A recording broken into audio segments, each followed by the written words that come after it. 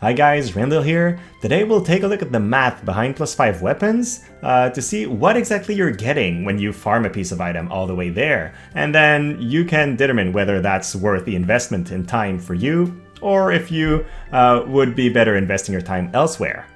The first thing you get is increased growth rate in your item.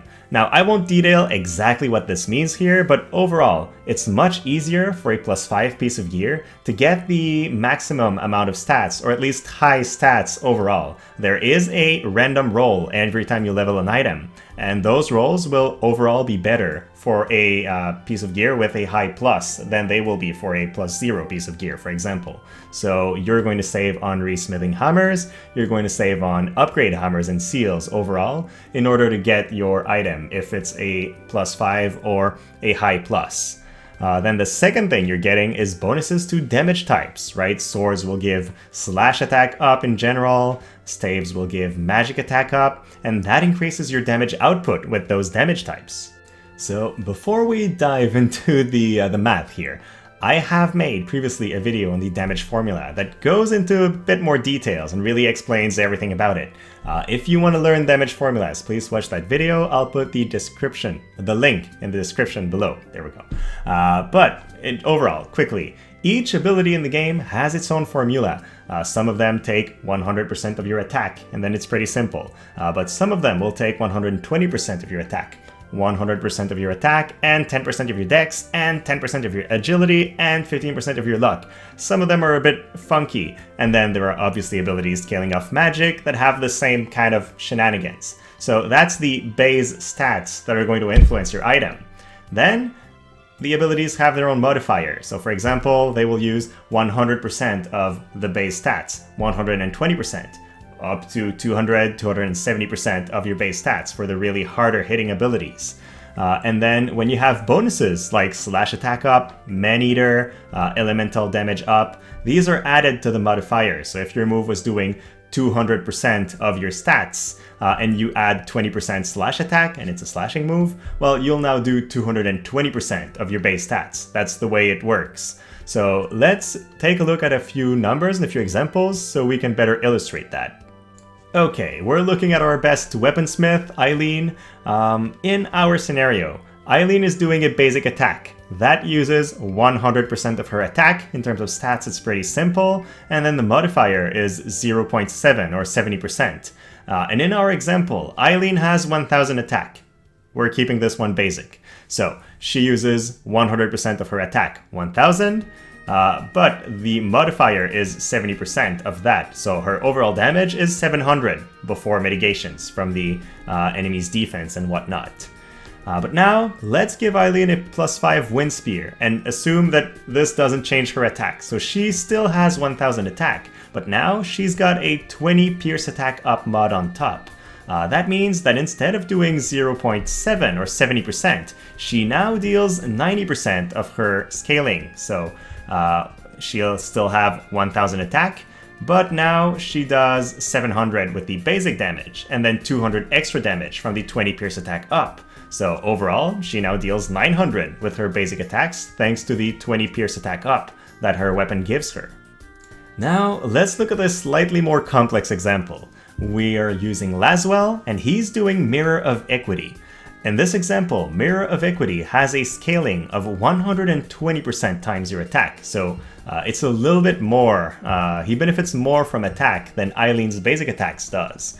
And then this ability has a modifier of 131% and can scale off of ice and slashing.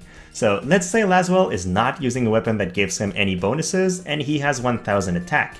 Well, his stats for this attack are 1000 times 120% because that's the way it scales. So he has 1200 effective attack, I guess, for this ability. And then the mod is 131%, so the overall damage is 1572.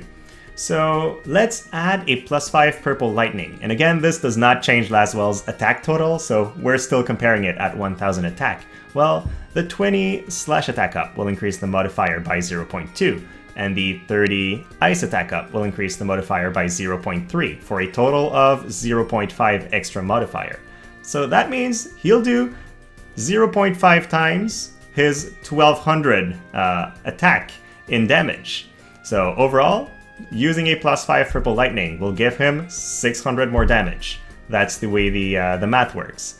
Let's take a look a little bit differently.